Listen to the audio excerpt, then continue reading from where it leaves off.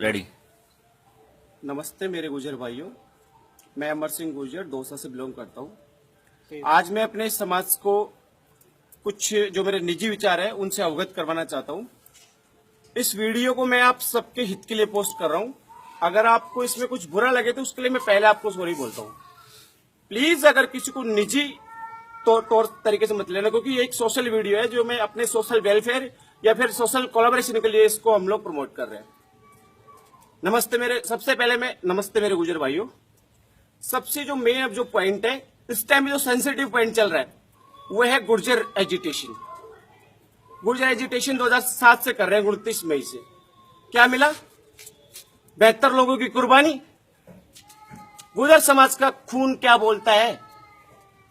क्या कर रहा है गुर्जर समाज? अच्छे लीडर है कर्नल किरोड़ सिंह बैंसला जी, सचिन पायलट जी, प्रहलाद गुंजल जी। ये प्रहलाद गुंजल एक ऐसा शख्स है जिसने अपना सब कुछ खोया गुर्जर समाज के लिए, लेकिन आज खामोश है। उसकी मजबूरी है।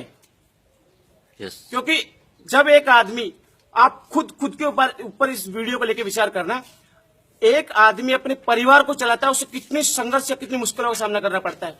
कर्नल बैंसला ने जब गुर्जर आरक्षण आंदोलन को शुरू किया था तो उस वक्त सिर्फ बात हिंडोन या करौली की नहीं थी, सिर्फ पाटोली, पिपलखेड़ा, पीलूपुरा की बात नहीं थी, सिकंदरा की बात नहीं थी। पूरा टोटल उन्होंने पूरे गुर्जर समाज को एकत्रित किया। और राजस्थान में उन्होंने जब आरक्षण आंदोलन की अगुवाई की, शुरुआत की, तो शुरुआत में लोग कहते थे कि ये क्या है, ये फालतू है, ये है, वो है। अदर समाज के लोगों को किसी ने भी, मैं नाम नहीं लेना चाहूंगा, भड़का के गुर्जर समाज के सामने लाके खड़ा किया। लेकिन फिर भी दोनों समाजों के आपसी भाईचारे से आज वो चीज में सहमति बन गई और आज अच्छी वो लोग मतलब पटरी पे दौड़ रहे हैं। उनमें वही भाईचारा फिर से कायम होने लगा है। मेरा सिंपल सा मतलब ये है कि अब हाईकोर्ट ऑफ राजस्थान ने जो गुर्जर एजुटेशन को, गुर्जरों को जो रिजर्वेशन दिया था, उसकी जो अधिसूचना थी उसको निरस्त कर दिया, क्योंकि उसे 9वीं अनुसूची में नहीं डलवाया गया। अब 9वीं अनुसूची में कैसे डलेगा भाइयों? एक तरफ जब कर्नल बैंसला के साथ ये मजबूरी हो गई थी, जब वहां पे लाशें पड़ी हुई थी, गुर्जरों के जो शहीद, जो युवा, जो नौजवान थे, जो हुंकार भरते थे, उनकी लाशों के साथ कर्नल बैंसला वहां बैठ के उनके ऊपर राजनीति नहीं कर सकते थे। वो बात पूरे समाज की थी, किसी के घर की पर्सनल निजी मामला नहीं था। उस वक्त उन्हें जो ठीक लगा उन्होंने वही किया।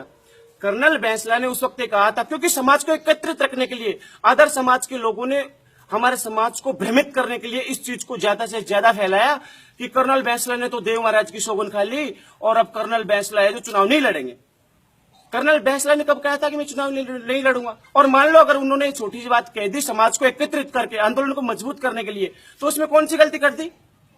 अब आज हमें वो चीज महसूस हो रही है कि हजारों से ऊपर गुर्जरों के जो लड़के फर्स्ट ग्रेड लेक्चरर बने, आज उनकी जॉइनिंग अटक गई, पटवारी के रिजल्ट अटके पड़े हैं। आज रो रहे हैं गुर्जर समाज के लोग।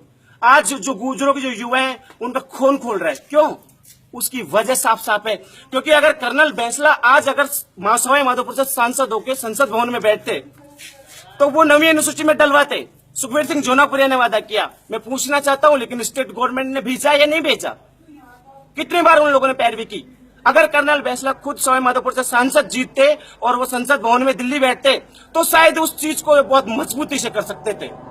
लेकिन गुर्जर समाज के लोगों को सिर्फ विश्वास में लेकर उनका हमेशा तिरस्कार और अपमान किया गया है। इस चीज को भाइयों कान खोल के सुन लेना। कर्नल बैंसला अगर संसद में बैठते तो हमारी मांग 100% पूरी हो सकती थी।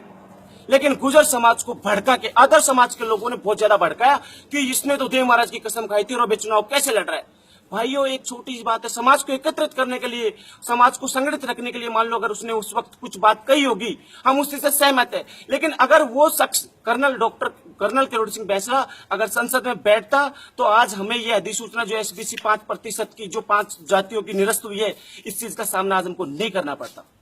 इसलिए मेरे सभी गुर्जर युवा और नौजवान से यह अपील है, क्योंकि समाज को आप ही आगे ले जा सकते हो, तो सबसे पहले आप अपने घर को, परिवार को, गांव में सब में इस चीज को पॉजिटिविटी फैलाओ कि कर्नल बैंसला जब इलेक्शन लड़ेगा, आगे बढ़ेगा, तो ही हमारी बात आगे जाएगी। अब सेकंड जो हमारा पॉइंट है, 7 दिन का जो अल्टीमेटम गुर्जरों ने दिया है सरकार को, 23 तारीख के दिन हमको हमारा दमखम दिखाना होगा। हम वो शख्स है, हमें किसी हार्दिक पटेल की जरूरत नहीं है या हमें किसी की जरूरत नहीं है, लेकिन वो हमारे समाज को समर्थन कर रहे हैं। क्यों? उन्हें अच्छा लगता है। हमारा समाज असंगठित है, मजबूत है, इसलिए उनको दिख रहा है कि इनके हक के साथ हमारा भी निजी हित जुड़ा हुआ है। अगर हम संगठित रहेंगे तो हमें हमारा लक्ष्य जरूर मिलेगा। नंबर 2, प्रहलाद गुंजल ने आरक्षण आंदोलन में अपना सब कुछ खोया, समाज के साथ हमेशा तत्पर रहता है, कभी भी युवाओं का कोई भी काम होता है तो दिल से करता है। अशोक जी चांदना, युवा दिलों की धड़कन, उगता सूरज गुर्जर समाज, जो मतलब जहां समाज की बात आती है वो हाईकोर्ट से लेकर लाठी डंडे अंडे खाने के लिए हमेशा तत्पर रहते हैं। हमें ऐसे ऐसे लीडरों का संरक्षण है जो हमारे समाज को आगे ले जाना चाहते हैं। लेकिन जब जैसे श्री सचिन पायलट जी, सचिन पायलट के लिए गुर्जर समाज, आदर जाति के 90% लोग इस चीज को मानते हैं कि राजस्थान में कांग्रेस की गवर्नमेंट बनती है तो सचिन पायलट सीएम बनेगा, ये 100% फैक्ट है। लेकिन गुर्जर समाज के कुछ जो किसी दलों में, मैं नाम नहीं लेना चाहूंगा, जो किसी भी दल के आदमी हो, सिर्फ वो दलगत राजनीति के तहत उनको एक हल्का सा प्रकोप या हल्का सा एक रिश्वत दी जाती है कि आपको पार्षद का टिकट दे देंगे या जिला परिषद करके प्रधान या जिला प्रमुख बना देंगे। सिर्फ इतनी सी मोहलत के लिए वो जाम खुलवाने के लिए तब ये तैयार हो जाते हैं, समाज के साथ हर तरीके से वो धोखा करने के लिए तैयार रहते हैं। लेकिन मैं इस चीज को समाज से जोड़ के देखना चाहता हूं मेरे भाइयों, आपको गंदी नहीं लगनी चाहिए। सचिन पायलट राजस्थान का अगला सीएम होगा, और अगर सचिन पायलट एक बार राजस्थान का सीएम बना तो उसके पैर इतने मजबूत हो जाएंगे, उसके हाथों में ताकत आ जाएगी, क्योंकि उसकी ट्रेनिंग दौसा जिला की है। दौसा जिले की ट्रेनिंग उसे राजस्थान का सीएम बनाएंगे। और अगर एक बार सीएम बना तो मैं कह रहा हूं, ये मेरा दावा है, वो दिन दूर नहीं है जब सचिन पायलट देश का पीएम होगा। वो राजेश पायलट को अधूरे सपने को पूरा किया करेगा जो राजेश पायलट ने उस सपने आपसे बहुत पहले देखे थे। आज हम कहते हैं कि गुर्जर आरक्षण आंदोलन, गुर्जर रेजिमेंट, इन चीजों की जरूरत ही नहीं थी हमें, अगर वो शख्स आज इस दुनिया में होता तो। लेकिन अगर हमें उन सपनों को दूसरे रूप में साकार करवाना है तो उसके लिए सबसे पहले हमको सचिन पायलट को सीएम देखना ही होगा।